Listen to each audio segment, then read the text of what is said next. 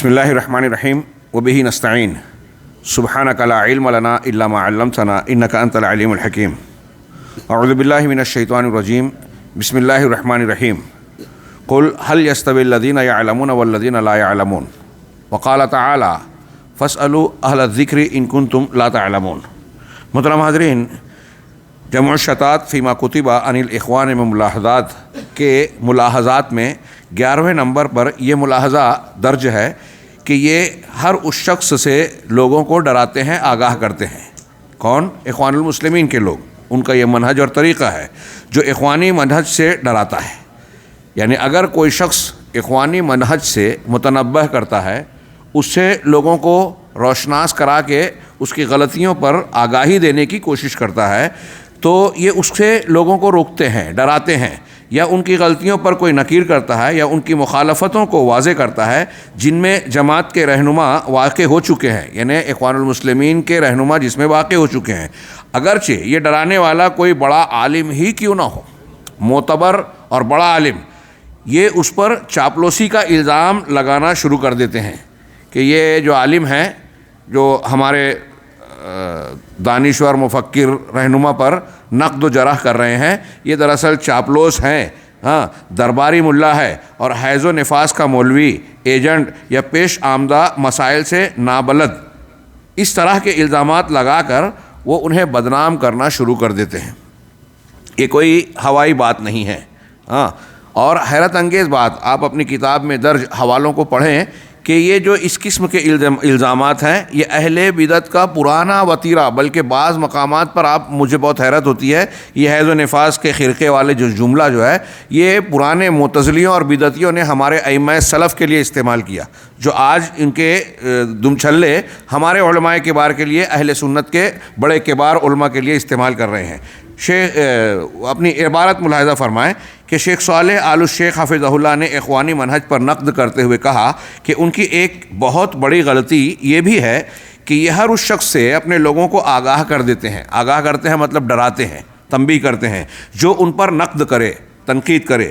چنانچہ جب یہ کسی ایسے شخص کو دیکھتے ہیں جو ان کے منہج اور طریقے کو جانتا ہو اور وہ نوجوانوں کو اس سے مبغوض حزبیت میں جانے سے روکتا ہو، اس مبغوض حزبیت، اس کو جو اختیار کرے گا، اخوانیت کے منہج کو جو اپنا اوڑھنا بچھونا بنائے گا، تو وہ سمجھ لیجئے کہ حزبیت کا شکار ہو گیا، کیونکہ اس نے بدعت اختیار کی، اہل سنت کے طریقے سے ہٹ گیا، پیچھے سے جو ہم پڑھتے چلے آ رہے ہیں، اور مذموم قسم کی گروہ بندی کو اس نے گلے لگا لیا۔ اب کوئی اس کو اگر روکتا ہے اور ان پر نقد کرتا ہو تو ایسی حالت میں یہ مختلف اسلوب سے اسے ڈراتے ہیں، اس پر الزام لگاتے ہیں، اس کے خلاف جھوٹ بولتے ہیں، جبکہ وہ جانتے ہیں کہ وہ جھوٹ بول رہے ہیں۔ ابھی میں نے اپنے تعلق سے اشارہ کیا، ہم لوگ بڑے نہیں ہیں، بہت چھوٹے ہیں۔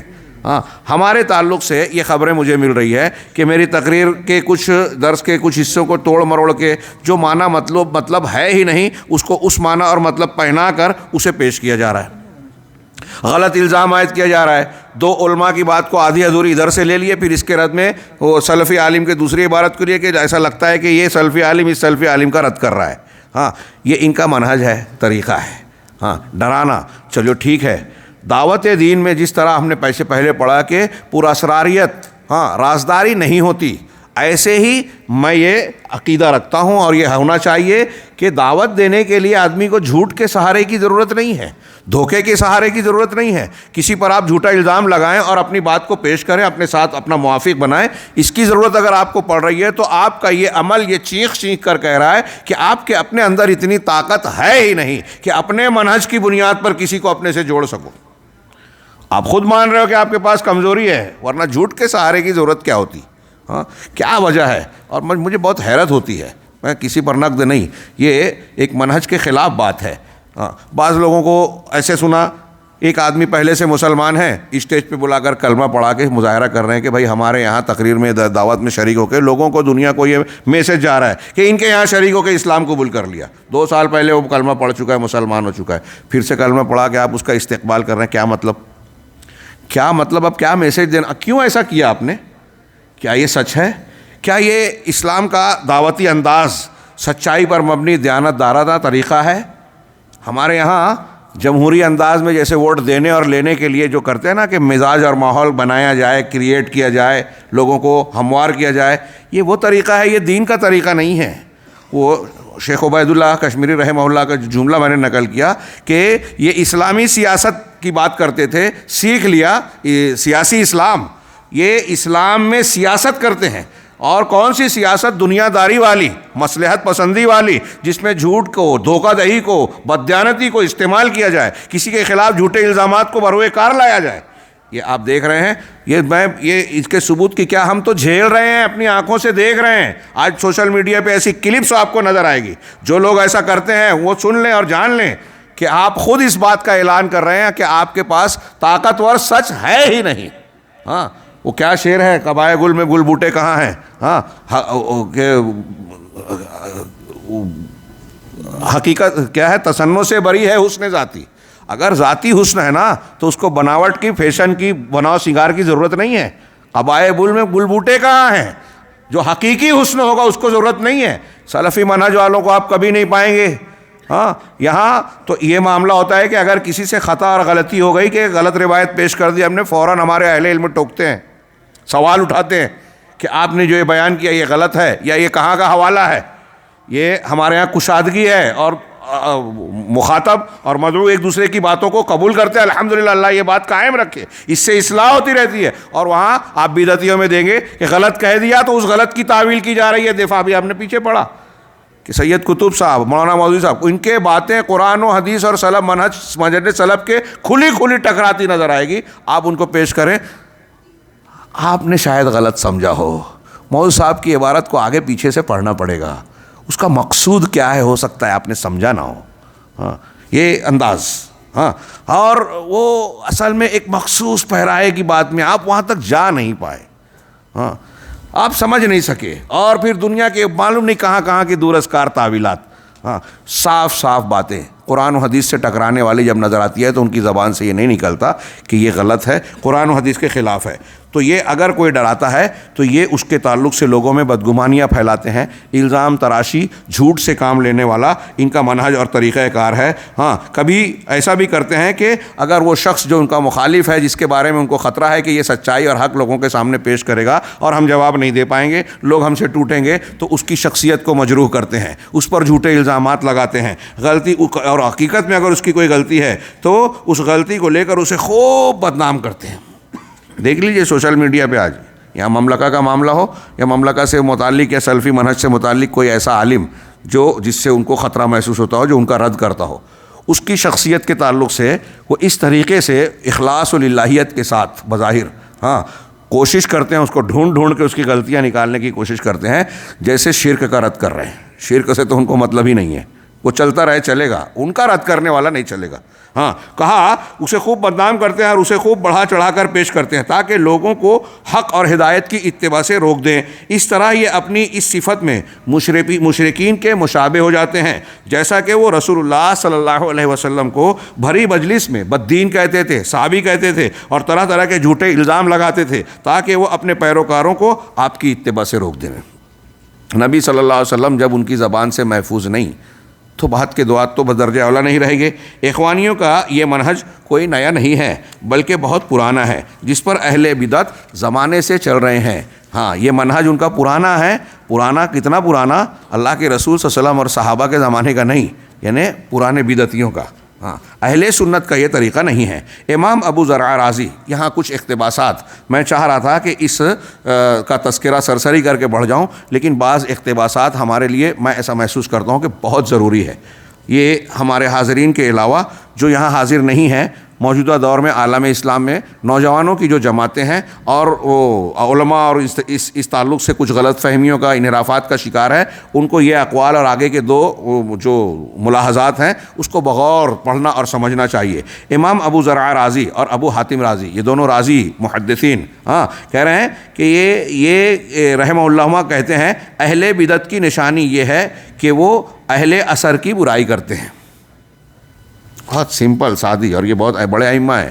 امام ابو زرع امام بخاری کے شاگرد، امام مسلم کے ساتھی، جو کہتے تھے مجلس میں بیٹھ کے کوئی ایک حدیث مجھ کو ایسی سنا دے، ایک حدیث سنا دے جو میں نہیں جانتا تو ایک حدیث کے بدلے 1 دینار دوں گا، اور کوئی سنا نہیں پاتا تھا۔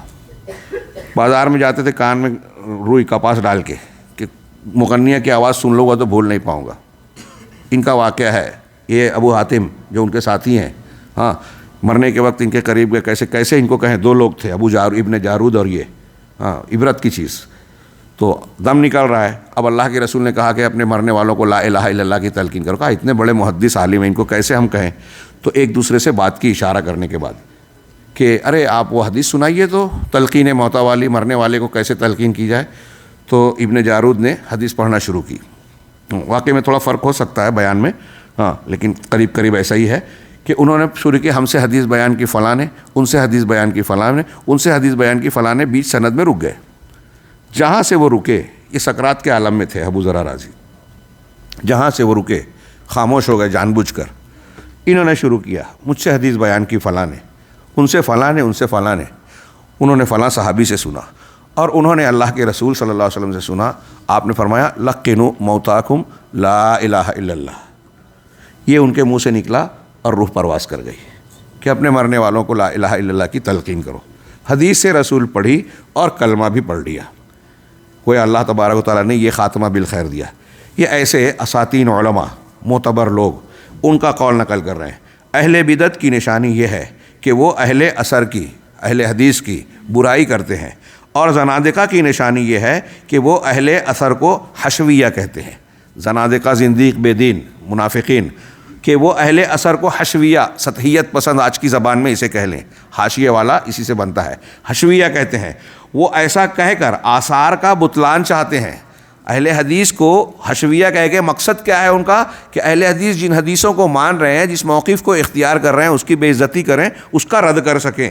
اور جہمیہ کی نشانی یہ ہے, جہم ابن صفوان ابھی شیخ نے نام لیا تھا, اس کی طرف نسبت کرتے ہوئے جہمیہ کہلاتے ہیں, جو اللہ کے اسماء و صفات کا کلی انکار کرتے ہیں, ہاں, یا جزوی کرتے ہیں تو ان کو نسبتاً کہہ دیا جاتا ہے جہمیہ. اور جہمیہ کی نشانی یہ ہے کہ وہ اہل سنت کو مشبہہ اور نابتہ کہتے ہیں, یعنی کہتے ہیں کہ یہ لوگ اللہ رب العالمین کی صفات کی تشبیہ دیتے ہیں. جب ہم صفات اور اسماء کو مانتے ہیں تو یہ اس کو کہتے ہیں کہ یہ تشبیہ کے قائل ہیں, جبکہ ایسا نہیں ہے. اور قدریہ جو تقدیر کا انکار کرنے والے ہیں, قدریہ کی نشانی یہ ہے کہ وہ اہل سنت کو مجبرہ کہتے ہیں, مجبرہ یا مجبرہ, کہ جبر کرنے والے, مطلب یہ جو ان کی ضد ہے, جو انسان کو مجبور محض کہتے ہیں, تو ان کو کہتے ہیں جبریہ. تو یہ اہل سنت کو قدریہ, مجبرہ کہتے ہیں. اور مرجیہ کی نشانی یہ ہے کہ وہ اہل سنت کو مخالفہ اور نقصانیہ کہتے ہیں. مرجیہ ارجا کے مذہب کے ماننے والے, یہ اس میں کئی قسمیں ہیں, جن کا یہ کہنا ہے کہ اگر ایک آدمی نے صرف زبان سے کلمہ پڑھ لیا, لا الہ الا اللہ کہہ دیا, اور دل میں یقین رکھا, بعض دونوں کو مانتے ہیں, بعض صرف تصدیق کو کہتے ہیں. اس میں کچھ مرجیہ ایسے ہیں کہ دل سے اگر لا الہ الا اللہ پڑھ لیا, زبان سے بولا کہ نہیں بولا, عمل کیا کہ نہیں کیا, اب اس کا کوئی فرق نہیں پڑتا. ہمارے یہاں احناف میں بھی یہ قول پایا جاتا ہے کہ اگر زبان سے اقرار اور دل سے تصدیق کر لی تو اب وہ مسلمان ہے, کوئی بھی گناہ کر لے, سارے مسلمانوں کا ایمان ایک جیسا, آپ کا یا عام آدمی کا, حضرت جبرائیل کا اور ابوبکر صدیق کا ایمان ایک جیسا ہے, اس میں فرق نہیں پڑتا. یہ گمراہی ہے.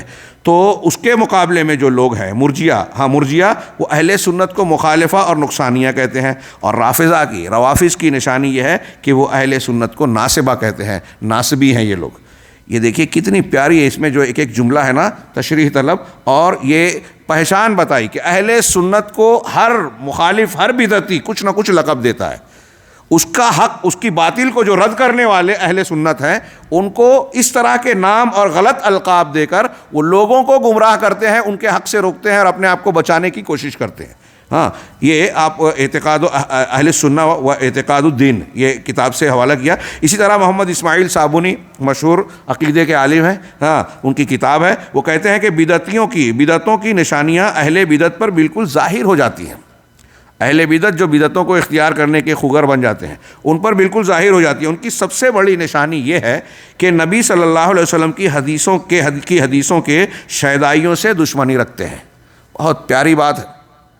جو لوگ اللہ کے رسول صلی اللہ علیہ وسلم کی حدیثوں کو پڑھتے پڑھاتے ہیں, سیکھتے سکھاتے ہیں, اس پر اپنے دین و منہج کی بنیادیں رکھتے ہیں, اس کو اپنا اوڑھنا بچھونا بناتے ہیں, یہ ان سے دشمنی مول لے لیتے ہیں. ہاں, ان سے دشمنی رکھتے ہیں اور انہیں بدنام کرتے ہیں.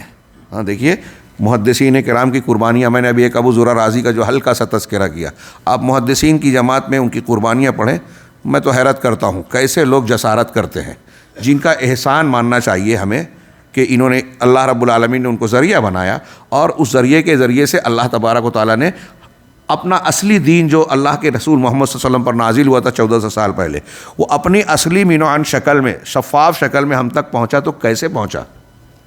ہاں، اس کے پیچھے نسلوں کی، ائمہ دین کی بے شمار قربانیاں جس کا ہم اور آپ تصور نہیں کر سکتے۔ علماء نے کس طرح سے علم حاصل کیا، کیسی مشقتیں جھیلی، بھوک پیاس، تنگ دستی، پریشانیاں، اسباب اور وسائل کی قلت کے باوجود لمبا لمبا سفر، 3 دن 4 دن بھوکے ہیں، مدرسے میں چیزیں نہیں ہیں، کتاب کی ضرورت ہے، اپنے استعمال کی چیز، اپنے تن کے کپڑے بیچ دیے۔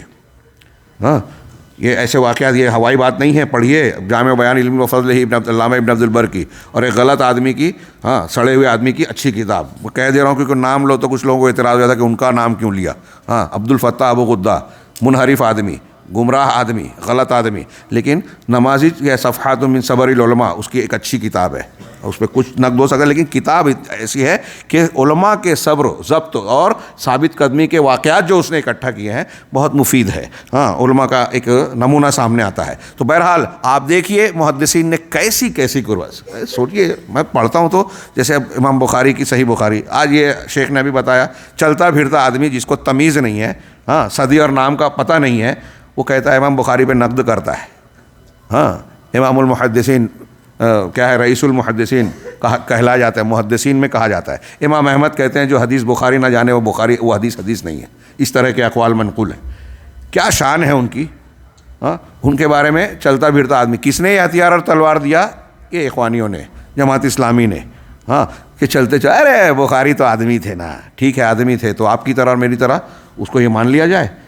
آپ کے یہاں کا کوئی ماہر فن ہو، سید قطب جو عالم بھی نہیں ہے، انہوں نے تفسیر قرآن لکھی، اس پہ نقد کرے تو آپ کو اتنا برا لگتا ہے؟ وہ تو ماہر تھے، اور وہ کہہ رہے ہیں یہ حدیث صحیح ہے یہ ضعیف ہے، تو یہ ان کی بات ماننا تقلید نہیں ہے، یہ ان کی خبر کو قبول کرنا ہے۔ کسی فن کا معتبر آدمی، ڈاکٹر کہتا ہے اس کو فلاں بیماری ہے، سونار کہتا ہے یہ سونا ہے، یہ اتنے کیرٹ کا سونا ہے، تو ہم مانتے تو کیا اس کی تقلید کرتے ہیں؟ اس کے فن کی وجہ سے اس کی خبر کو قبول کرتے ہیں۔ فرق ہے دونوں میں، یہ لوگ مغالطہ دیتے ہیں، اچھی طرح سمجھیں۔ تو انہوں نے جو قربانیاں دی ہیں نا، یہ ہم کچھ ناموں کو تو مشہور طور پہ جانتے ہیں، میں اس کا ذکر کر رہا ہوں۔ تابعین، تبع تابعین، محدثین میں لمبی فہرست ہے محدثین کی، اور بے شمار قربانیاں ہم کو اور آپ کو اندازہ بھی نہیں ہے۔ زندگیاں کھپا کر اللہ رب العالمین نے ان کو جو توفیق دی، ایسی قربانیاں دے کر انہوں نے قرآن کے علوم تیار کیے، مختلف قرآنی علوم کے شاخیں بنی، حدیث کے علوم کی شاخیں بنی۔ ایک ایک شاخ کو ایک ایک علم مانا جاتا ہے، اور اس کے ماہرین ہیں، اس کی کتابیں ہیں، ایک دو نہیں، بیسیوں، سینکڑوں، بہت سی کتابیں، ایک ایک شعبے کی۔ اس کے ذریعے سے اللہ نے اپنے رسول کی تعلیمات کو محفوظ بنایا، انتہائی محفوظ، جیسا کہ میں نے ابھی نماز سے پہلے کے درس میں ذکر کیا کہ اس کی مثال کسی اور قوم کے پاس نہیں ہے، غیر مسلموں کو بھی اس کا اعتراف ہے۔ اب اس محفوظ چیز کو جب ہم اختیار کرتے ہیں، اللہ کے رسول نے فرمایا کہ میری قوم کا، میری امت کا ایک طائفہ ہمیشہ حق پر غالب رہے گا، قائم رہے گا۔ ہاں، تو حق پر غالب رہے گا، قائم رہے گا کا مطلب کیا ہے؟ وہ حق کسے کہتے ہیں؟ کہاں ہے وہ حق؟ دین کیا ہے جو اللہ نے اتارا قرآن کی شکل میں یا اپنے نبی صلی اللہ علیہ وسلم کی سنت کی شکل میں؟ تو وہی دین ہے نا، دین کا مصدر ہے۔ اور قیامت تک اللہ نے جو وعدہ کیا ہے کہ ہم نے ذکر کو نازل کیا اور اس کی حفاظت کرنے والے ہم ہی ہیں، تو اس سے مراد کیا ہے؟ کس کی حفاظت کرے گا اللہ تبارک و تعالیٰ؟ حنفی مسلک کی کتابوں کی ہے، مالکی مسلک کی کتابوں کی، ہاں چشتیہ قادریہ نقشبندیہ کے اصولوں کی نہیں، جو نازل کیا الذکر اس کو کہتے ہیں، قرآن اور سنت کی۔ اس کا مطلب اللہ جب کہہ رہا ہے کہ قیامت تک ہم اس کی حفاظت کریں گے، تو قیامت تک ہدایت کا مصدر اور مرکز یہی دونوں ہیں۔ کتنی صاف سیدھی بات ہے۔ ہاں، وہ دانشوریاں لپیٹ کر رکھ دیجیے آپ جو ان سے ہٹاتی ہیں قرآن و سنت کے مصدر سے۔ اب کوئی شخص اگر حدیث سے اور اہل الحدیث سے دشمنی رکھتا ہے تو وہ مصدر شریعت کا دشمن ہے، اس ذکر کا دشمن ہے جس کی حفاظت کی ذمہ داری اللہ نے کی، اس ذکر اور شریعت کے مصدر کا دشمن ہے جو پوری قیامت تک پوری امت اور پوری کائنات پر حجت قائم کر رہی ہے۔ وہ دین کے کو مغلق کر رہا ہے، بند کر رہا ہے۔ اللہ تعالیٰ نے انہی کی حفاظت کی، دنیا کے سارے علماء کی کتابیں دریا برد کر دی جائے، سمندر میں ڈال دی جائے، قرآن اور سنت محفوظ رہے گا، دین محفوظ رہے گا، اور اتنا اس پر عمل کر کے اس کو سیکھ کر آدمی نجات پا سکتا ہے، صراط مستقیم کا پتہ پا جائے گا۔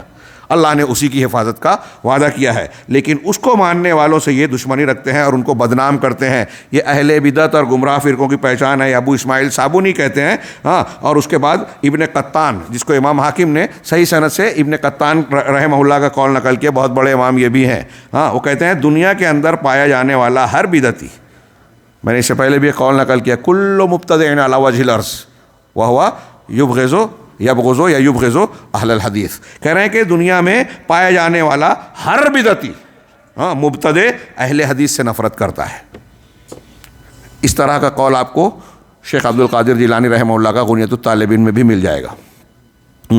غور کیجئے، یہ ہمارے سلف کہہ رہے ہیں اہل حدیث سے نفرت کرنا بدعتی ہونے کی علامت ہے، اور ان پر الزامات تراشنا اہل بدعت کا وتیرہ، اور ان کی ضرورت ہے۔ بدعت کو رواج دینے کے لیے سنت کو تو توڑنا پڑے گا، اس پہ ضرب لگانا پڑے گی، اور سنت پر ضرب لگانے کے لیے اہل سنت کو، اہل الحدیث کو نشانہ بنانا پڑے گا، اور وہی یہ لوگ کرتے ہیں۔ حضرت عبدالعزیز ابن فہد العبداللطیف ہاں اپنی کتاب میں معتزلہ کے چوزوں، افراخ المعتزلہ، معتزلہ کے چوزوں اور عقل پرستوں پر کلام کے سیاق میں کہا ہے۔ معتزلہ ہاں، جب یہ نام آتا ہے تو کچھ لوگ کہتے ہیں کہ ان ناموں کی کیا ضرورت ہے، وہ نام آج آپ کو سنائی نہ دیتے ہوں، لیکن ان کا منہج، ان کے اصول آج مسلمانوں کے مختلف طبقات میں پائے جاتے ہیں۔ معتزلہ کا کئی اصول ہیں، ان میں سے جس اصول کا ذکر یہ اشارہ کر رہے ہیں، عقلیت پسندی، اور آج تو اس کا بڑا دورہ ہے سائنس، ٹیکنالوجی اور ترقیات کے سائے میں ہاں، لوگ اسی سے مروب اور متاثر کرتے ہیں۔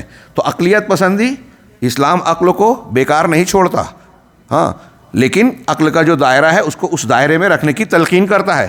غیبیات کو ناپنے، سمجھنے اور متعین کرنے کا کوئی عقل کے پاس دائرہ نہیں ہے۔ کسی ریسرچ سینٹر میں آپ عذاب قبر اور جنت جہنم اور آخرت کی باتیں، اللہ کے اسماء و صفات کو ثابت نہیں کر سکتے۔ وہاں خبر دینے کا ذریعہ کون ہے؟ نبی۔ نبی کا معنی خبر دینے والا، لفظی معنی، اصطلاحی معنی ابھی جانے دیجئے۔ تو وہ خبر کون سی دیتا ہے نبی؟ BBC لنڈن اور CNN والی نہیں، غیب والی خبر۔ اللہ رب العالمین جو ان کو بتاتا ہے وہ قوم کو، امت کو بتاتے ہیں ہاں۔ تو ان خبروں کو جو دیا جاتا ہے، ظاہر سی بات ہے کہ وہ ہماری عقل کی پہنچ سے باہر ہے، لیکن عقل کے خلاف نہیں ہے، اگرچہ ہماری سمجھ میں نہیں آ رہی ہے۔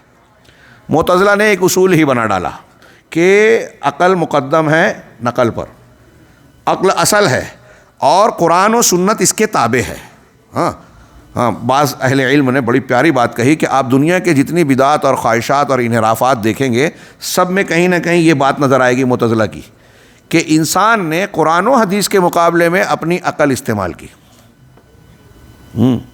اس کو عقل نہیں، کڈنی کہیے، اپنی کڈنی استعمال کی اور عقل سمجھ رہا ہے ہاں۔ ظاہر سی بات ہے، علامہ ابن قیم اور ان لوگوں نے بہت رد کیا، جو لوگ بہت تفقع فقہ کرتے ہیں اور حدیثوں پر اعتراض کرتے ہیں۔ ارے اللہ کے رسول کی حدیث ہے کہ ماں کو اگر آپ نے ذبح کیا تو پیٹ کا بچہ بھی ذبیحہ کہلائے گا، زکوٰۃ و امہ زکوٰۃ و ولد، اس طرح کی حدیث ہے نا۔ تو کہا یہ عقل کے خلاف ہے، کیسے ماں کو ذبح کیا تو وہ بھی ہے۔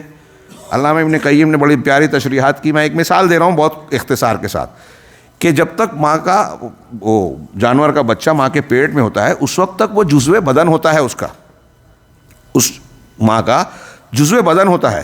اب اگر ایک جانور کو آپ ذبح کرتے ہیں تو جیسے گردن سے ذبح کر رہے ہیں، تو اب اس کے پیر، ٹانگیں، اس کے آگے کی ہو پیر، پیچھے کے پیر، پیٹ کا حصہ، پیٹھ کا حصہ ہاں، اور جو پٹھے کا حصہ ہے ہاں، اس کے جو تھن اور اس علاقے کا حصہ ہے، سب حلال ہو گیا۔ تو ایسے ہی اگر پیٹ میں بچہ ہے تو وہ بھی، اس کا ایک جو اندر کا دل ہے، گردہ ہے، فلاں سب حلال ہو گیا ذبح کرنے سے، تو وہ بچہ بھی حلال ہو گیا۔ علامہ ابن قیم نے کہا کہ یہ عقل کے عین موافق ہے، اور تفقع کا دعویٰ کرنے والے کہہ رہے ہیں کہ عقل کے خلاف ہے۔ یہی معاملہ ہوتا ہے ان کا، جو میں نے کہا اپنے الفاظ میں کہ یہ حزبیین اور اخوانیین، جماعت اسلامی خاص طور سے، اور اکثر اہل بدعت ہاں، یہ عظیم الشان مفکرانہ انداز میں، بہت دانشورانہ انداز میں عظیم الشان حماقتیں انجام دیتے ہیں ہاں، اور اس کو کہتے ہیں کہ بڑا تیر مارا ہم نے۔ بہرحال شیخ کہہ رہے ہیں یہ معتزلہ کا یہ اصول ہے، یہ منکرین حدیث اور سائنس کے گرویدہ جدید دور کی ترقیات سے مروب ہو کر جو حدیثوں پر جو ہے اعتراض کرتے ہیں، سوال اٹھاتے ہیں، وہ دراصل اعتزال کا شکار ہیں، جدید دور کا اعتزال۔ اور حیرت انگیز بات، جیسے ملاحظات میں آئے گی بات، کہ یہ اخوانی اور جماعت اسلامی جس طرح خارجی فکر سے متاثر ہیں، اسی طرح احکام کے اس بات قرآن و حدیث کے استدلال اور ماننے نہ ماننے کے سلسلے میں اعتزال کا شکار ہے۔ مولانا ثناء اللہ امرتسری رحمہ اللہ جب زندہ تھے اور مولانا مودودی کی کچھ تحریریں آئی اور ان کو تھوڑا شہرت ملی، وہ زمانہ اور تاریخی اعتبار سے حالات کا کچھ نقشہ کھینچنے کی ضرورت ہے لیکن وہاں موقع نہیں ہے، تو اس وقت جو کچھ تحریریں مولانا ثناء اللہ امرتسری رحمہ اللہ تک پہنچی تو انہوں نے اپنے پرچے اہل حدیث میں اس کا جو ہے ایک طریقے کا تجزیہ کیا اور پوسٹ مارٹم تجزیہ کرتے ہوئے عنوان جو قائم کیا کہ جماعت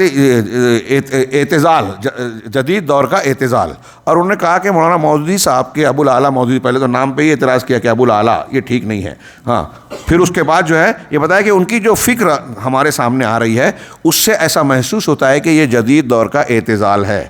قربان جائیے ان کی نگاہ پر، کیسی دور رس نگاہیں تھی، اور یہ وہی کہہ رہے ہیں کہ یہ معتزلہ کے چوزے ان کی فکر سے متاثر ہو کر عقلیت کی بنیاد پر حدیثوں کو، قرآن کو، عقائد کو، غیبیات کو ناپنے والے اور اس کو رد کرنے اور قبول کرنے والے۔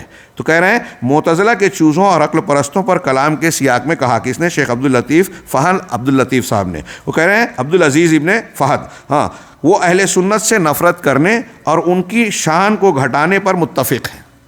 یہ عقل پسند، عقلیت پسند، جس طرح کے شروع کے معتزلہ سلف صالحین پر یہ الزام لگاتے تھے کہ وہ حشویہ اور مجسمہ وغیرہ ہیں، حشویہ، اور آج کے معتزلہ اہل سنت کو اصول پرست، روایت پرست اور متشدد کہتے ہیں۔ ہاں جیسے وہ لوگ حشویہ کہتے تھے تو آج کہتے ہیں یہ سطحی لوگ ہیں، اوپر والے، صوفی بھی بولتے ہیں، معتزلی بھی بولتے ہیں اہل سنت کو ایسا تھی، قرآن کا حدیث کا ظاہر معنی لیتے ہیں۔ آپ کون سا معنی لیتے ہیں؟ باطن۔ کون سمجھتا ہے؟ ہمارے پیر صاحب۔ اور پیر صاحب کہاں سے لیتے؟ بولے وہ اہل بیت سے لیتے۔ اہل بیت اور پیر صاحب میں کیا تعلق ہے؟ یہ 6ٹھی صدی کے، وہ 1لی صدی کے، دونوں میں سند ناموجود ہے، تو بہت اچھا شارٹ کٹ ہے ان کے یہاں، خواب دیکھ لیا، کشف ہو گیا، سند کی ضرورت ختم۔ آپ مردے کی مردے سے روایت لیتے ہو کہ امام بخاری نے ان سے سنا، انہوں نے ان سے سنا، صاحب مر گئے۔ ہماری روایت زندے کی زندہ سے ہے، ہمارے پیر صاحب زندہ ہے، وہ ڈائریکٹ اللہ سے لے رہے ہیں، سند کی ضرورت ہی نہیں۔ اور آدمی آپ ہنس رہے ہیں، وہ اس پہ خوش ہوتے، فخر کرتے ہیں، ہاں اس گمراہی پر نازا ہوتے ہیں، کہتے ہیں کہ وہ اہل سنت سے، اگر کوئی سے سمجھتا ہے کہ ہمیں ہدایت کے لیے نبی کی ضرورت نہیں ہے، وہ کفر کا ارتکاب کرتا ہے۔ علماء سلف کے فتوے ہیں، وہ اہل سنت سے نفرت کرنے اور ان کی شان کو گھٹانے پر متفق ہے، جس طرح یہ جملہ ہو چکا، ہاں اسی طرح، اور کبھی کبھی تو ان پر حرفیت پرست اور تنگ نظری کا الزام بھی لگاتے ہیں۔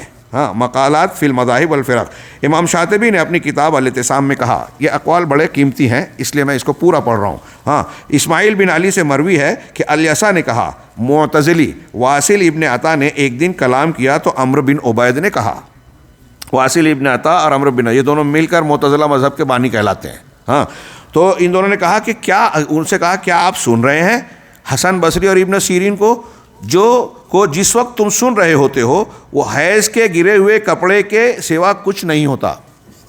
انا للہ، یہ جملہ کس کا ہے؟ واصل کیا ہے؟ عمرو بن عبید کا۔ ہاں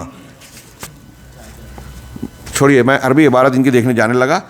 تو کہنے لگے کہ حسن بصری کون ہے، ابن سیرین کون ہے؟ ہاں تابعین میں، معتبر تابعین میں شامل ہے، ہاں سید التابعین لوگوں میں کئی لوگوں کا شمار تھا، ان میں سے یہ لوگ بھی ہیں، اور متعدد صحابہ سے انہوں نے استفادہ اور استفاضہ کیا۔ چنانچہ کہہ رہے کہ یہ حیض کے گرے ہوئے کپڑے کے سوا کچھ نہیں تھا۔ پھر کہا ایک بدعتی سرغنہ سے مروی ہے کہ جب وہ علم کلام کے علم فقہ پر فضیلت بیان کرتا تو کہا کرتا کہ شافعی اور ابو حنیفہ کا پورا علم عورت کے سروال سے باہر نہیں نکلتا۔ انا للہ و انا الیہ راجعون۔ یہ میں نے یہ جملہ بطور خاص پڑھ کر سنانا چاہا، اس کی وجہ یہ ہے آپ آج کتابوں میں درج پائیں گے کہ یہ القاعدہ اور اخوانی جو ان کے ہم مشرب لوگ ہیں، جو شیلے جذباتی نوجوانوں کو بھڑکانے والے، یا شیخ ابن باز، شیخ ابن عثیمین اور علامہ البانی اور رحمہم اللہ اور ان جیسے علماء کو اور ہمارے اہل سنت کے نمائندوں کو یہ کہتے ہیں کہ یہ علماء حیض و نفاس ہیں۔ ان کی کتابوں میں درج ہے، آج آن ریکارڈ ہے، ہوائی بات نہیں ہے۔ ہاں مجھے حیرت ہوئی کہ یہ ٹھیک ایسے ہی جملے ہیں جیسے ان کے جو پرکھے ہیں۔ دیکھیے ان کا سلف کون ہے؟ واصل ابن عطا، عمرو بن عبید، معتزلی فرقے کے بانی۔ شیخ کی ابھی بڑی پیاری تشریح لگی، اسلام میں مؤسس اور بانی نہیں ہوتے، مجدد ہوتے ہیں، مبلغ ہوتے ہیں، ہاں داعی ہوتے ہیں۔ دین اللہ رب العالمین اور رسول اللہ صلی اللہ علیہ وسلم کے ذریعے سے ہم تک پہنچ چکا، یہ مکمل ہے، بنا کی کوئی ضرورت نہیں ہے۔ تاسیس کی کوئی ضرورت نہیں ہے. چنانچہ یہ کہہ رہے ہیں کہ ان کو اور امام حنیفہ امام شافعی کے علم کے بارے میں فقہیات کو کیا کہا.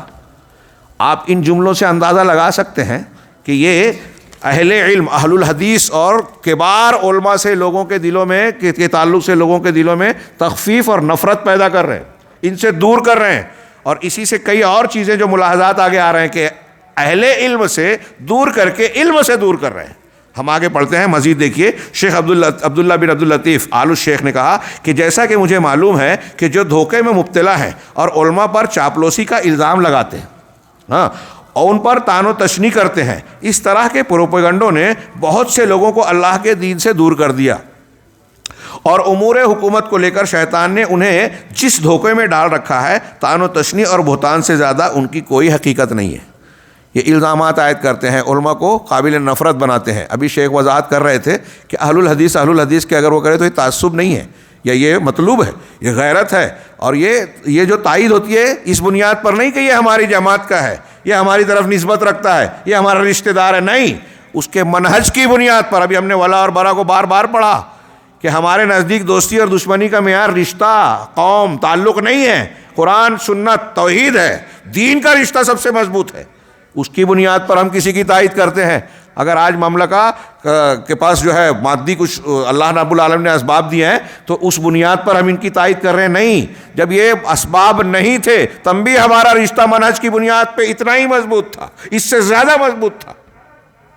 یہ ہماری تاریخ موجود ہے, کوئی ہوائی بات اور ہوائی دعوے نہیں ہے. کہا کہ جیسا کہ مجھے آگے کہہ رہے ہیں, اور یہ بہت سے لوگوں کو اس قسم کے دھوکے بازوں نے دور کر دیا. امور حکومت کو لے کر شیطان نے انہیں جس دھوکے میں ڈال رکھا ہے, طعن و تشنیع اور بہتان سے زیادہ ان کی کوئی حقیقت نہیں ہے.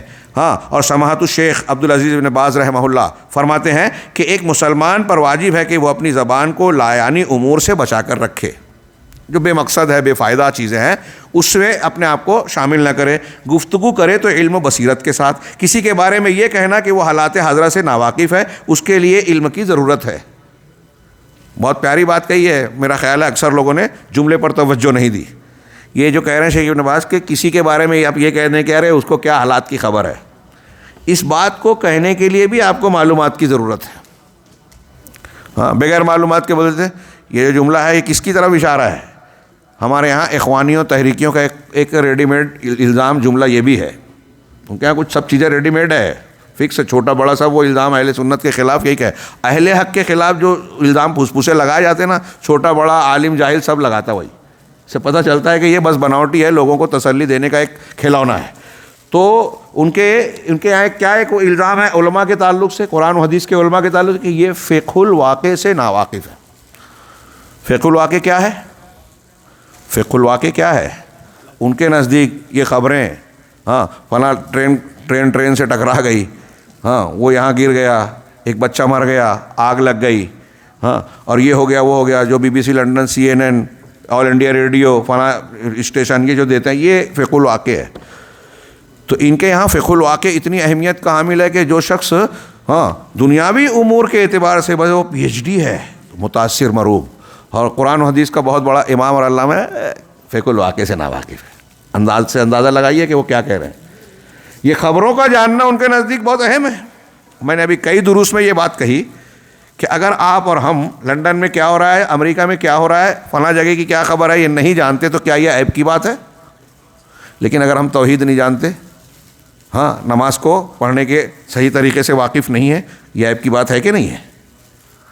ہاں, بولتے ہیں کہ ارے یہ تو طہارت کے مسائل میں لگے ہیں, اصول ثلاثہ ہی پڑھا رہے ہیں, دنیا کہاں سے کہاں جا رہی ہے, ہاں, مہنگائی بڑھ رہی ہے اور یہ بات کر رہے ہیں اصول ثلاثہ کی. تو مہنگائی زیادہ اہم ہے, اصول ثلاثہ غیر اہم ہے, یہ کہنا چاہ رہے ہیں. ہاں, اور اصول ثلاثہ کے بغیر مہنگائی کی وجہ آپ معلوم کر سکتے ہیں, اس سے نکلنے کے لیے اللہ رب العالمین سے تعلق قائم کر سکتے ہیں. ایک بالکل جاہلانہ باتیں, سطحیت تو یہ ہے, عقلیت کے نام پر انتہائی بے وقوفانہ باتیں. ہاں, تو کہہ رہے ہیں سماحت الشیخ کہ یہ کسی کے بارے میں ان کے یہاں ایک عام علماء کے تعلق سے یہ کیا ہے کہ یہ فقہ الواقع سے واقف نہیں ہے. اس کا رد اہل علم نے کیا, ہم لوگوں نے بھی, میں نے دروس میں بہت بیان کیا. شیخ عبد المالک الجزائری نے بڑے پیارے پیارے جواب دیے اس کو, بہت خوبصورت. تو اس میں سے قرآن کی آیت سے استدلال کیا. اللہ تبارک و تعالیٰ نے سورہ نساء کی ایک آیت میں ارشاد فرمایا وَإِذَا جَاءَهُمْ أَمْرٌ مِّنَ الْأَمْنِ أَوِ الْخَوْفِ أَذَاعُوا بِهِ، کہ لوگوں کے پاس، ان کے پاس جب کوئی امن یا خوف کی خبر آتی ہے تو اس کو پھیلاتے ہیں. آج کی جدید زبان میں کہوں تو فارورڈ کرتے ہیں، اس کو پھیلاتے ہیں. أَذَاعُوا بِهِ وَلَوْ رَدُّوهُ إِلَى اللَّهِ وَلَوْ رَدُّوهُ إِلَى الرَّسُولِ وَإِلَىٰ أُولِي الْأَمْرِ مِنْهُمْ لَعَلِمَهُ الَّذِينَ يَسْتَنبِطُونَهُ مِنْهُمْ. انہیں یہ کرنا چاہیے، اگر یہ ایسا کرتے کہ رسول تک یہ خبر پہنچاتے امن اور خوف کی جو ان تک آئی ہے، لوگوں میں پھیلانے کے بجائے، یہ جمہوریت نہیں، خارجیت نہیں، رسول کو اور اولو الامر تک پہنچاتے تو اسے وہ لوگ اچھی طرح سمجھ لیتے جو بات کی تہ اور حقیقت تک پہنچ سکتے ہیں. اس سے شیخ عبد المالک نے کہا کہ غور کیجئے کہ اس آیت کا سیاق بتا رہا ہے کہ ایک آدمی کے پاس ایک ایسی خبر آ رہی ہے جو رسول کو نہیں ہے، تو کیا یہ رسول کے لیے عیب کی بات ہے؟ فقہ الواقع اس معنی میں جو ضروری ہے حالات سے باخبر ہونا، لیکن ہر خبر سے باخبر ہونا یہ ضروری نہیں ہے. اور پھر اہل علم کے مواقف کیا ہیں؟ آپ کی طرح جمہوریت کے تمام نام پر جو ہے چیخ پکار مچائیں، اخبار میں بیان دیں، ریڈیو ٹی وی چینل پہ آئیں، تو آپ کو لگتا ہے کہ وہ جانکار ہیں؟ نہیں. جو لوگ خاموش رہتے ہیں وہ زیادہ جانکار ہیں. حقائق کو پہلے سمجھ لیں. ابھی ہمارے ہاں مثال کے طور پہ داعش آئی، جذباتی جوشیلے لوگ فوراً تائید کر دیا اندھے ہو کر، اور جو ہمارے کبار علماء ہیں انہوں نے خاموش. پوچھا گیا، کہا ابھی ہم کچھ نہیں کہہ سکتے، ان کے بارے میں کچھ کہنا ٹھیک نہیں ہے، سمجھا جائے، جانا جائے، اور اہل حکومت اور اہل ارباب حل و عقد کا کام انہیں کرنے دیا جائے. ہم ان میں دخیل کیوں بنے؟ آپ نے حکومت دی ہے دوسروں کو، یا دوسرے چلا رہے ہیں، وہ آپ کے دائرے کا جو کام نہیں ہے، آپ اس کو چیخ پکار کود پھاند کرو گے تو کیا فائدہ ہوگا؟ جو آپ کے دائرے میں ہے ہی نہیں، اس سلسلے میں چیخ پکار مچانا لایانی کام ہے، بلا وجہ. من حسن اسلام المرء ترکہ ما لا یعنی. شیخ عبد المالک نے کہا کہ اس حدیث کو نوجوانوں کو سمجھایا جائے کہ سیاسی امور میں، حکومتی معاملات میں آپ جو باتیں بحثیں کرتے ہیں وہ آپ کا دائرہ میدان ہے ہی نہیں، اور آپ کے اچھل کود کرنے سے اس پر کوئی فرق پڑنے والا نہیں ہے. تو لایانی کام میں آپ کیوں اپنے آپ کو ضائع کر رہے ہو؟ آپ علم حاصل کرو، علماء کے ساتھ استفادہ کرو، اچھی کتابوں سے استفادہ کرو، منہج سلف کو سمجھو، دین اور تعلیم، مدرسے کے اور تعلیم کے دور میں تعلیم حاصل کرو. ہمارے اسلاف میں کچھ ایسے لوگ تھے جو یہ تک کہتے تھے، حضرت ابن عباس تک سے اس قسم کے اقوال مروی ہیں کہ طلبہ کو طالب علمی کے زمانے میں سیاسی امور کی خبر بھی نہیں ہونا چاہیے.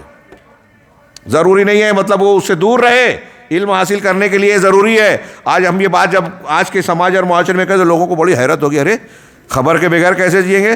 ٹی وی کھولو تو خبر، اخبار نکالو تو خبر، مجلس میں بیٹھو تو خبر، اور سیاست پر گفتگو. ہمارے یہاں ہندوستان پاکستان میں تو یہی چلتا ہے. لوگ راستوں اور سڑکوں پر چلتے پھرتے اقوام متحدہ کے مسائل کو سلجھاتے ہیں. یہ ہمارے یہاں مزاج بنا ہوا ہے، اور تم کہتے ہو کہ یار خبر ہی نہیں پڑھنا چاہیے. جی ہاں، تعمیر اور تربیت کے لیے یہ ضروری ہے کہ آپ کا جو میدان نہیں ہے اس میں آپ کیوں کودتے ہیں؟ آپ کسی اپنے یہاں ہندوستان میں جہاں رہتے ہیں وہاں کسی ڈاکٹر کے کلینک میں جا کے آپ یہ کہتے ہو کہ نہیں اس پیشنٹ کو آپ ایسا کر رہے ہیں، ایسا مت، ایسا کیجئے، میری سمجھ میں یہ نہیں آ رہا ہے کہ آپ ایسا کیوں کر رہے ہو. یہ بولتے ہو، ڈاکٹر بھگا دے گا، آپ خود بھی نہیں جاؤ گے، کیونکہ وہ آپ کا میدان آپ کی سمجھ اور دائرے سے باہر چیز ہے. تو ارباب سیاست کو سیاسی امور کا علم ہے، آپ کو نہیں ہے. انہوں نے اگر ایک فیصلہ کیا ہے تو اس کے در و بست کا، اس کے ظاہر باطن کا، پس منظر کا آپ کو علم ہے ہی نہیں. آپ تبصرے کیوں کرتے ہو؟ اور ہم دیکھتے ہیں ہمارے یہاں کہ ایک حکم آیا، اس پر تبصرہ خوب کر دیا، اس پر خوب بیان کر دیا، اس کے بعد جب اصلی خبر آتی ہے تو یہ تحریکی خاموش. میں نے کبھی نہیں دیکھا کہ تحریکیوں نے سعودی مملکہ کے خلاف اگر کوئی جھوٹی خبر پھیلائی، اس پر تبصرے کیے، اس پر ان کو ٹھٹھا اڑایا، ان کو بدنام کرنے کی کوشش کی، بعد میں 4 دن 5 دن کے بعد پتہ چلا کہ یہ خبر جھوٹی تھی، تو انہوں نے کبھی معذرت کی ہو ایسا میں نے نہیں دیکھا. کی ہوگی تو مجھے تو علم نہیں ہے. یہ بھی ایک دیدہ دلیری ہے، ہٹ درمی ہے کہ اگر آپ نے ایک خبر پر کسی کی شخصیت اور کسی کے تشخص کو اچھالا ہے، بدنام کیا ہے، اور جب پتہ چلا کہ وہ خبر غلط ہے تو چلو پہلے آپ نے غلطی کی، اب اپنی غلطی سدھاریے، اب آپ اعلان کیجئے کہ ہم سے خطا ہو گئی تھی. یہ بھی ان کے غلط ہونے کی ایک بہت بڑی دلیل میرے نزدیک ہے.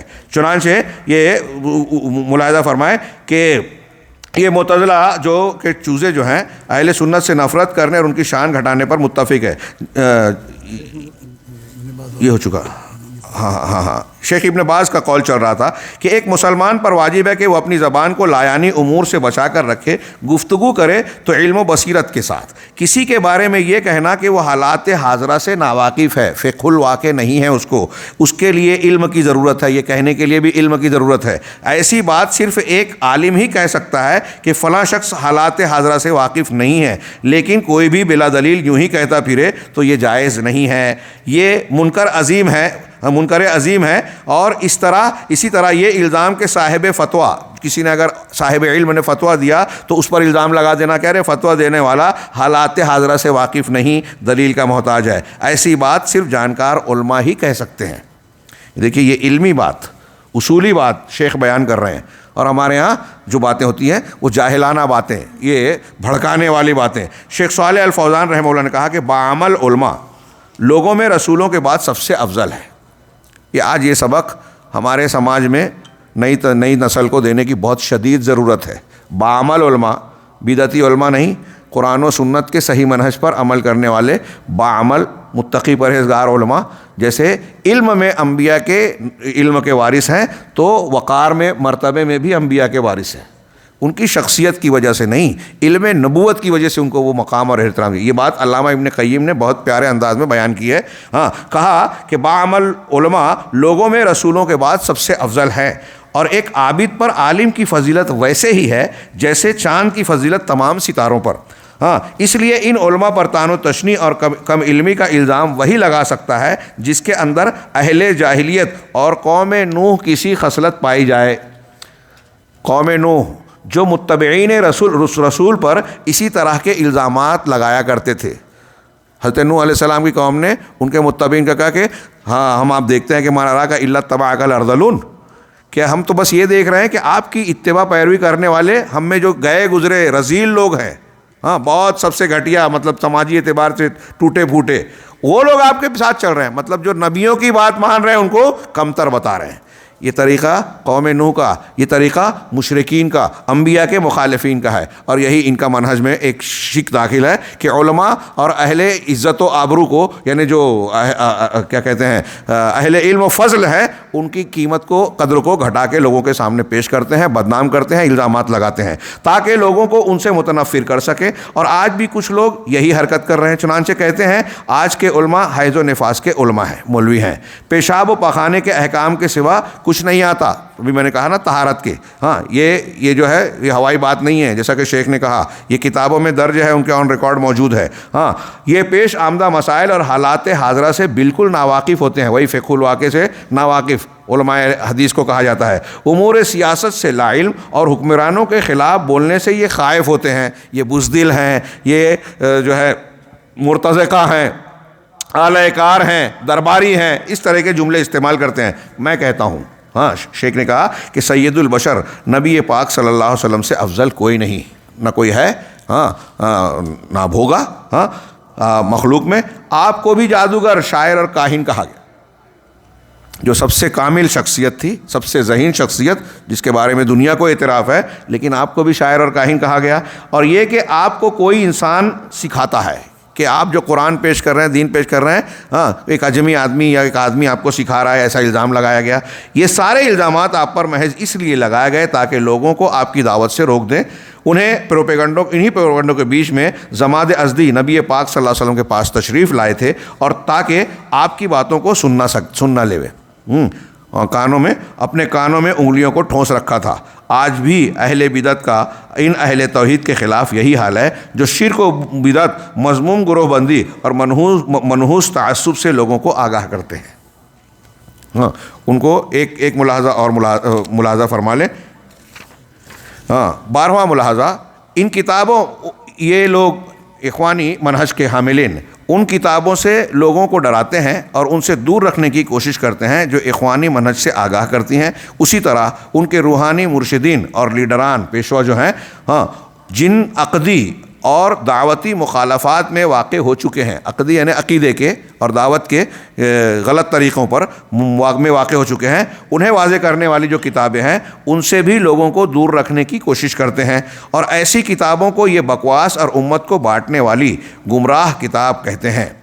مجھے یاد ہے شیخ کہہ رہے ہیں مجھے یاد ہے کہ شیخ اجمی کی کتاب وقفات مع کتاب للدعات فقط جب شائع ہوئی، وقفات مع الدعاء للکتاب، میں نے اس سے پہلے اس کا ذکر کیا کہ کتاب للدعات فقط، یہ محمد جاسم کی کتاب ہے، اس میں اس نے اپنے اخوانی پیشواؤں پر جو الزامات لگائے گئے اور ان کے بارے میں ثبوت کے ساتھ باتیں پیش کی گئی، اس کا دفاع کرنے کی کوشش کی گئی۔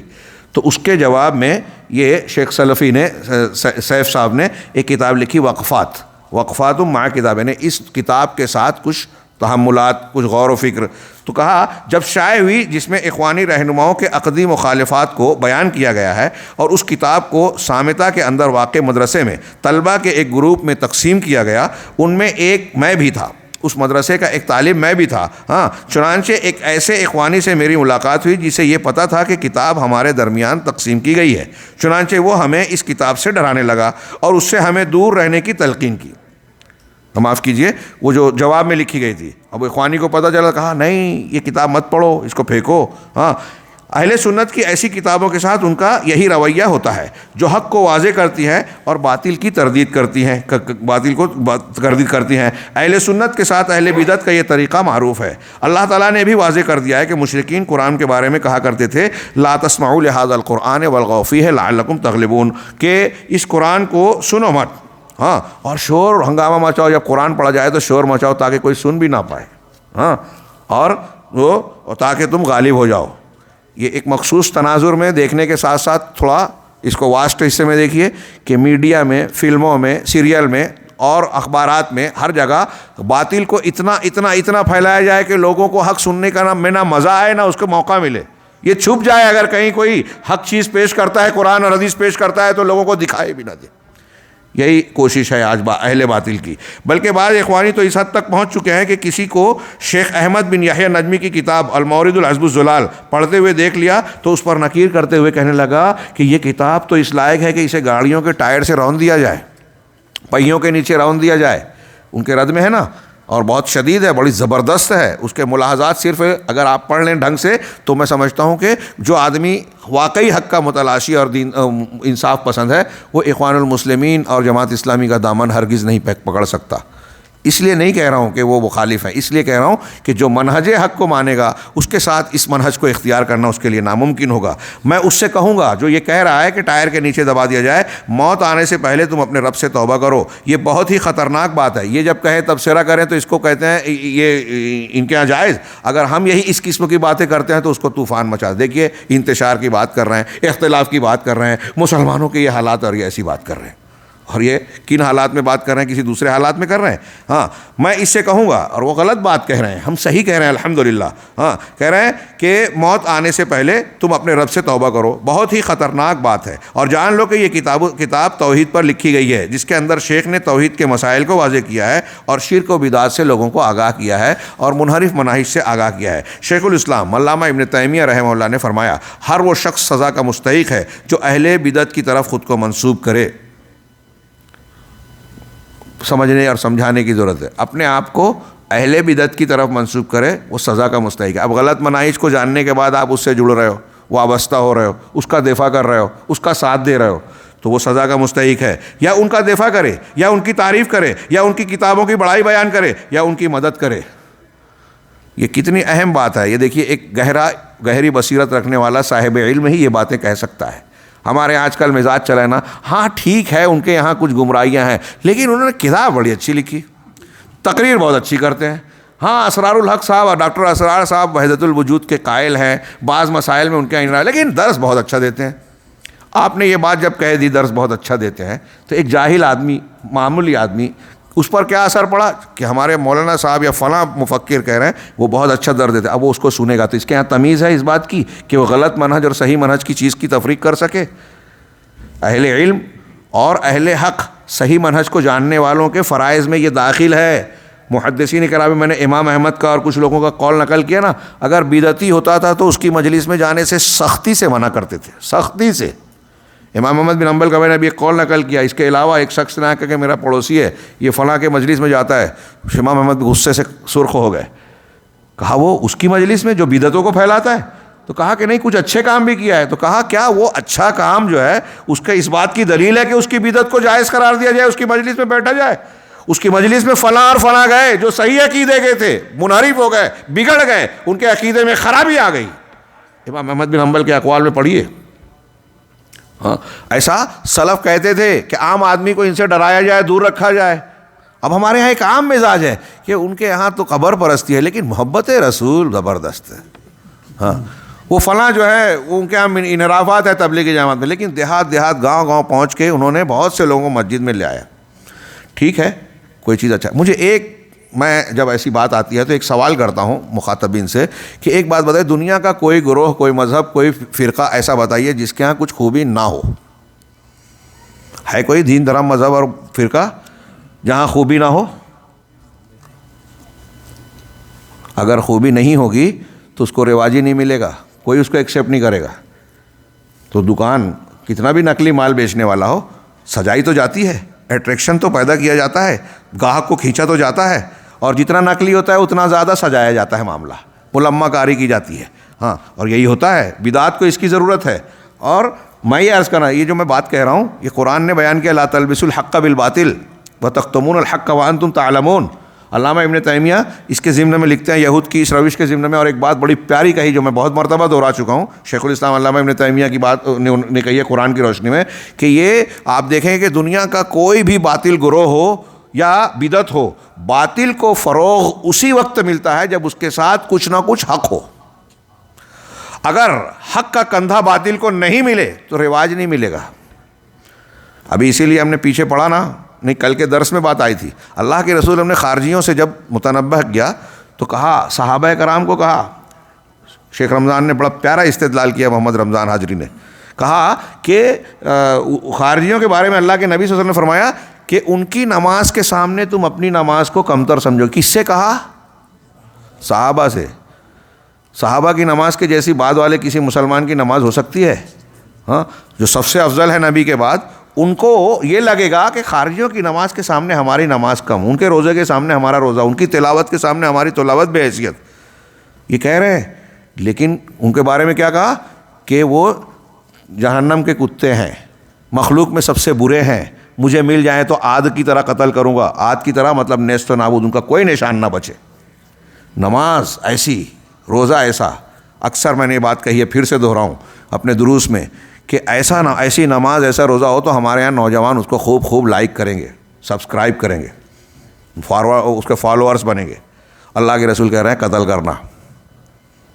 تو شیخ نے استدلال کیا کہ ظاہری تخشع, خشوع خضوع کا مظاہرہ یا سائن بورڈ دیکھ کے دھوکہ نہیں کھانا. خشوع خضوع, آنسو بہا رہا ہے کوئی, آپ پگھل گئے, نہیں, منہج دیکھیے, اصول دیکھیے. یہاں بھی یہی چیزیں نظر آتی ہے. اور ہمارا وہ طبقہ جو کالجوں میں پڑھتا ہے, جو اسکولوں میں پڑھتا ہے, جو گلیمر سے متاثر ہوتا ہے, مروب ہوتا ہے, امریکہ یورپ سے متاثر ہے, عربوں کو, مسلمانوں کو نچلی کمتر نگاہوں سے دیکھتا ہے, وہ اسی بیماری کا شکار ہے. ہاں, وہ چمک دمک کو سمجھتا ہے کہ یہ کامیابی ہے. جی نہیں, ہاں, یہ دھوکہ ہے. ان کو آپ جو چمکیلا کپڑا ہے اس کے پیچھے دیکھیں تو ان کی چڈی اور بنیان انتہائی پھٹی اور گندی نظر آئے گی, یعنی حقیقت. ہاں, کہا کہ میں کہوں گا کہ توبہ کر لے. آگے شیخ الاسلام ابن تیمیہ کا قول ہم پڑھ رہے تھے کہ ہر وہ شخص سزا کا مستحق ہے جو اہل بدعت, بہت غور سے یہ پھر سے پڑھ رہا ہوں, ہاں, جو اہل بدعت کی طرف منسوب کرے اپنے آپ کو, یا ان کا دفاع کرے یا ان کی تعریف کرے. آج ہمارے بیچ میں ایسے لوگ پائے جاتے ہیں جو اہل بدعت اور منحرف منہج والوں کی تعریف کرتے ہیں, دفاع کرتے ہیں, یا ان کی کتابوں کی بڑائی بیان کرے, یا ان کی مدد کرے, یا ان کے بارے میں کلام کرنے کو ناپسند کرے. ہم کلام کر رہے ہیں تو کچھ لوگوں کو اعتراض ہے, علامہ ابن تیمیہ کا فتویٰ ان کے خلاف ہے. ہاں, ان کے لیے معذرت پیش کرے کہ وہ اس بارے میں نہیں جانتا تھا. ابھی کسی نے کہا کہ وہ حضرت ابو خدیجہ صاحب نے کہا کہ ہندوستان پاکستان میں کوئی عالم نہیں ہے. مجھ سے کل ایک صاحب نے پوچھا, میں انگریزی جانتا ہوں, اور وہ اس پر بہت زور دے رہے تھے. وہی فقہ الواقع, ہم لوگ ناواقف ہیں, وہ واقف ہے. تو میں نے کہا, انہوں نے کہا کہ مجھ سے سنا کیا, تو میں ان کو وضاحت کرنا چاہ رہا ہوں, پوری بات سن بھی نہیں رہے. تو اب وہ انگریزی جانتے ہیں. تو انہوں نے کہا کہ ایسی بات انہوں نے نہیں کہی. میں نے کہا ٹھیک ہے, تحقیق کرتے ہیں, معلومات کیا. پتہ چلا کہ ان سے جب پوچھا گیا کہ ہندوستان میں کوئی آئے, کہا میں نہیں جانتا. انہوں نے ان کا تاثر, اور ایک طرح وہ آپ کہیں کہ انہوں نے یہ کہا کہ میں نہیں جانتا, مجھے نہیں معلوم. چلے ٹھیک ہے, آپ کو نہیں معلوم. ان کے فالوورز جتنے ہیں وہ ہندوستان کے علماء کو تنقید کا ہدف کا نشانہ بنائے ہوئے ہیں. تو انہوں نے ابو خدیجہ کا کیا مطلب سمجھا کہ وہ نہیں جانتے، یہ جانتے ہیں کہ یہ عالم نہیں ہے۔ قلم سے ایک صاحب نے سوال کیا کہ شیخ ظفر الحسن، شیخ بھی موجود تھے، ہمارے استاذ ہیں، شیخ ظفر الحسن کے بارے میں کہا گیا کہ وہ عالم نہیں ہے، ان سے استفادہ نہیں کرنا چاہیے۔ اب یہ جاہل لوگ فیصلے کرتے پھرے، ہاں، اور ان کا جب جواب دیا کہ آپ نے ان کو ایسا کہہ دیا، نے کہا پھر سے کہوں گا انشاءاللہ، اللہ نے توفیق دی تو۔ یہ ہماری ذمہ داری ہے بھائی، آپ علماء حق سے دور کریں اور ان لوگوں کو جن کے یہاں انحراف ہے ان کی تعریف کریں، ان کا دفاع کریں۔ کیا کر رہے ہیں آپ؟ اپنے وقت کی، اپنے دین کی قدر کیجئے، اپنے آخرت کی فکر کیجئے، اور ان سب چیزوں کے لیے اگر آپ کو شک و شبہ ہے، نہیں سمجھ، اس میں الجھنے کی کیا ضرورت؟ جو واضح چیزیں آپ وہ عمل کیجئے، آپ کا میدان نہیں ہے۔ جو علماء کبار ثابت شدہ ثقہ لوگ ہیں ان کو فالو کیجئے، ان کی بنیاد پر کتاب و سنت کے منہج کو اختیار کیجئے۔ تو کہہ رہے ہیں کہ جو معذرت کرے کہ وہ اس بارے میں نہیں جانتا، یا کہے کہ اس نے تو اس طرح کی کتاب لکھی ہے، اس طرح کی معذرت اہل بدعت کے حق میں ایک جاہل یا منافق ہی پیش کر سکتا ہے۔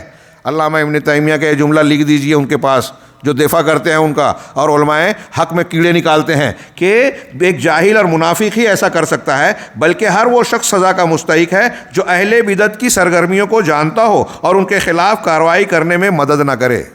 اب ہم یہ درس کر رہے ہیں، یہ چیزیں کر رہے ہیں، اہل بدعت کو اجاگر کر رہے ہیں لوگوں کو بچانے کے لیے۔ اللہ ہماری نیتوں کو خالص بنائے۔ ہاں، کوئی ذاتی مقصد نہیں ہے، اس کا فائدہ بھی نہیں ہے، ہاں، لیکن دین کا فائدہ، دین کے نقصان کی بنیاد پر یہ باتیں کی جا رہی ہے۔ اب ایسا کرنے پر اگر آپ تنقید کر رہے ہیں تو علامہ ابن تیمیہ کہہ رہے ہیں سزا کا مستحق ہے۔ اگر آپ مدد کر سکتے اور نہیں کر رہے ہیں تو قابل گرفت ہے، ہاں، کیونکہ ان کے خلاف کارروائی کرنا عظیم واجبات میں سے ہے۔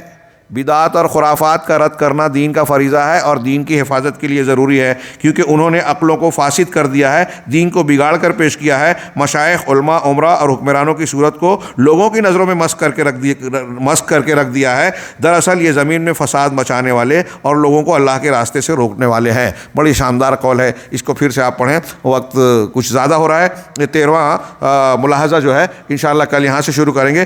حقیقت میں دیکھا جائے تو جو اگلے ملاحظات ہیں اور ابھی جو ہم نے ایک دو پڑھے، یہ باہم معنوی طور سے ایک دوسرے سے مربوط ہے، تو انشاءاللہ اس کو ہم کسی قدر تیزی سے آگے گزار دیں گے اگلے درس میں۔ اللہ رب العالمین سے دعا ہے کہ ہمیں دین حق کی سمجھ دے، اس پر عمل کی توفیق دے اور اس کے ذریعے سے دنیا اور آخرت میں کامیابی دے۔ وآخر دعوانا ان الحمد للہ رب العالمین وصلی اللہ علی نبینا محمد۔